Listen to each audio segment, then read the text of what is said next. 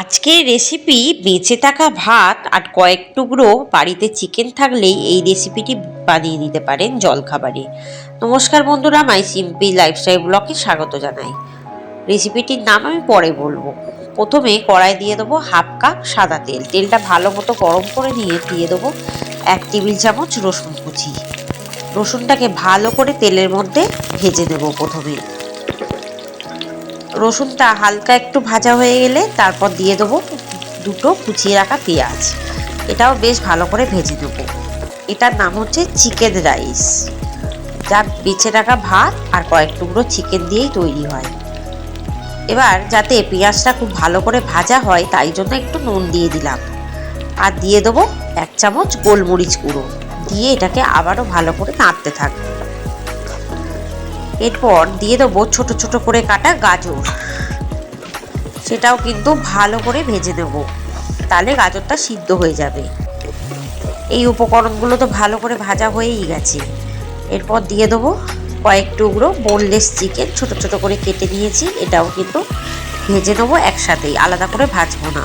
এটা কিন্তু মাত্র ঘড়ি ধরে 10 মিনিটের মধ্যে তৈরি হয়ে যায়। এরপর দিয়ে দেবো একটুখানি চিলি ফ্লেক্স, সামান্য হাফ চা চামচ দিয়ে এটাকে ভালো করে নাড়ব। এরপর দিয়ে দেবো ছোট ছোট করে কাটা ক্যাপসিকাম। এটাও ভেজে দেবো একসাথে। এটা কিন্তু পেটে অনেকক্ষণ থাকবে, জলখাবারে ব্রেকফাস্টে বানাতেও পারে। এরপর দিয়ে দেবো লঙ্কা 2 টেবিল চামচ কুচি, কাঁচা লঙ্কা। এটা ঝালটা বুঝে দেবে।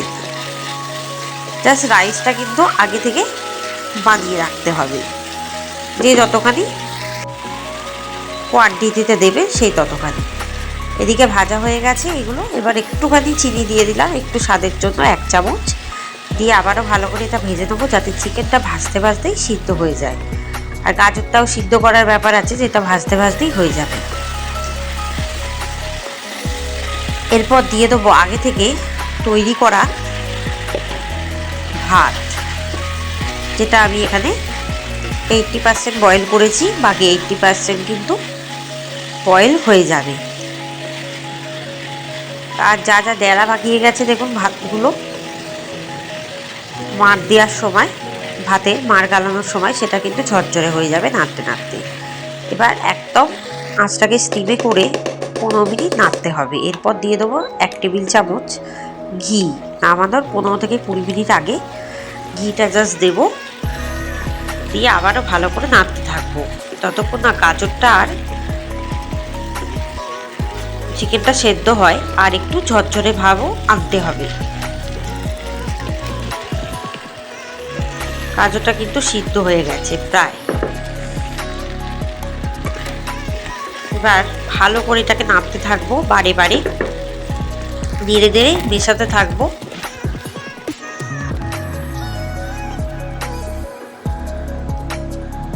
দেখুন বেশ ঝরঝরে হয়ে গেছে, কালারটাও বেশ চেঞ্জ হয়ে গেছে। এরপর বেশ আরও 15 থেকে 20 মিনিট নাড়বো, ধীরে ধীরে এটাকে রান্না করব। কারা কারা এই রেসিপিটি পছন্দ করবেন সেটা কমেন্টে জানাবেন, আর বানিয়ে অবশ্যই খাবেন। চ্যানেলটিকে সাবস্ক্রাইব করবেন নতুন রেসিপির জন্য। চ্যানেলে কিন্তু চোখ রাখতে ভুলবেন না, পেটে কিন্তু অনেকক্ষণ থাকবে। এবার জাস্ট নামিয়ে এবার সার্ভ করে দেবো। দেখুন ঘড়ি ধরে কিন্তু এটা 10 থেকে 20 মিনিট লাগলো, ঝরঝরে হয়ে গেছে। এবার গরম গরম প্লেটে সার্ভ করে দেবো। ব্রেকফাস্টের রেসিপি, খুব হেলদি এবং পুষ্টিকর, যা বাচ্চাদের বড়দের ভীষণ ভালো লাগবে। রেসিপিটি বানিয়ে অবশ্যই নিজেরা ট্রাই করবেন বাড়িতে।